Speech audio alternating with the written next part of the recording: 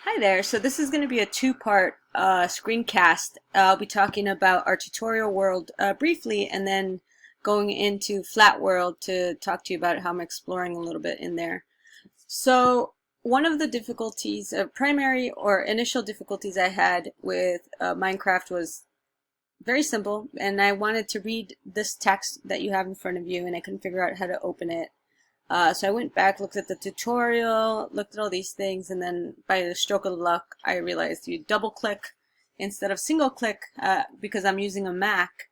And I have to say that was one of the harder parts about this tutorial.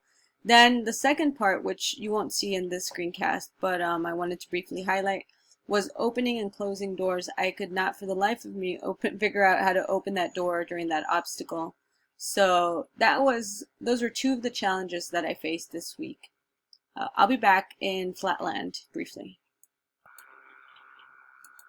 Okay, so here I am now in Flat World, and I have to tell you that one of the challenges has been actually exploring and trying to get comfortable with a world where you can just create and design. I think that one of the struggles is having no infrastructure or creating your own infrastructure.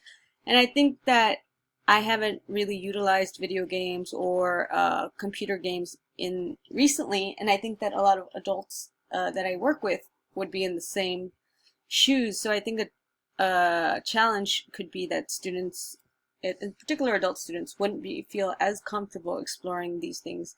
I'd find myself getting a little frustrated and having to loosen up a little bit before I actually attempt some of these things.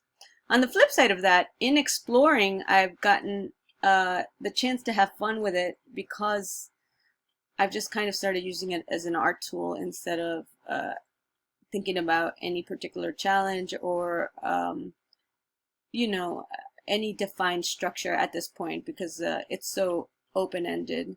I think that for assessment, you can definitely create challenges, but you can also leave it as an open-ended creation tool. And so for me, I think that's where the biggest question lies is how can you assess if you use this as more of an art tool or as a creative tool versus, a goal-specific or goal task-oriented assessment.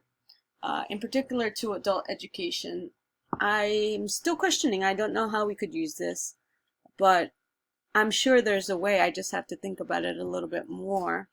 But for the time being, I'll just go ahead and have fun with it.